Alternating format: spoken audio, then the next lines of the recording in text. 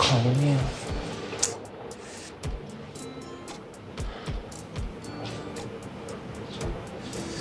จบงานแล้วหายไปไหนของเขาเนี่ย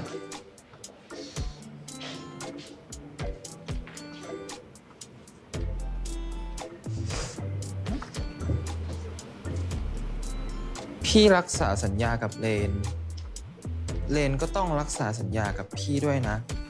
เลนมาไม่ให้สู้ไม่ให้เสียงแล้วเนี่ยอะไรอ่ะผู้บริหารให้มาเหรอถือให้พี่หน่อยสิ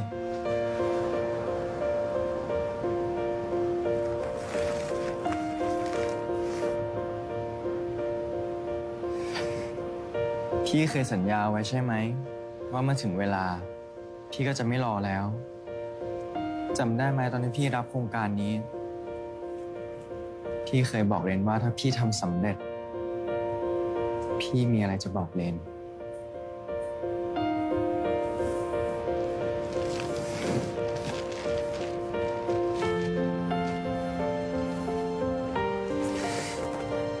นอกจากเรนจะเป็นพาร์ทเนอร์ในการทำงานแล้วเรนช่วยเป็นพาร์ทเนอร์ในชีวิตพี่ด้วยได้ไหม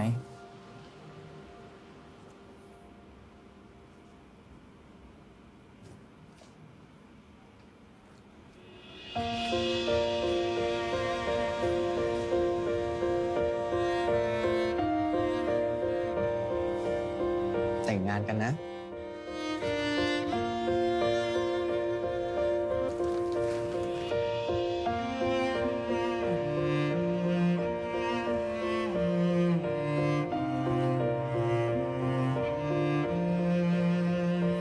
ช่วยอยู่กับพี่ตลอดไปเลยนะ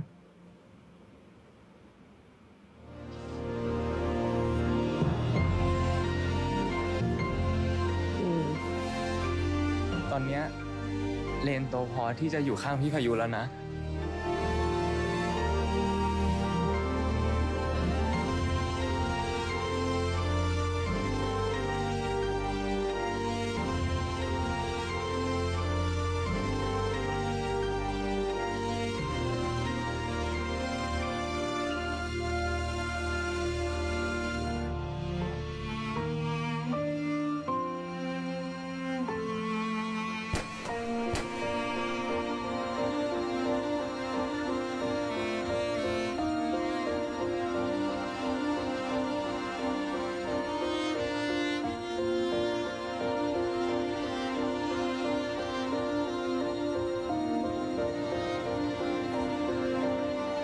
ได้แต่งตามกูแล้วนะมึง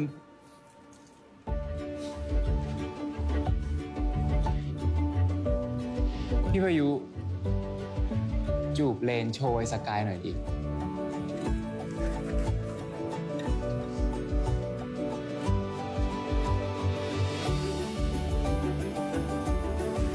ที่บายของมันนี่เขาบ้างไหมนะไม่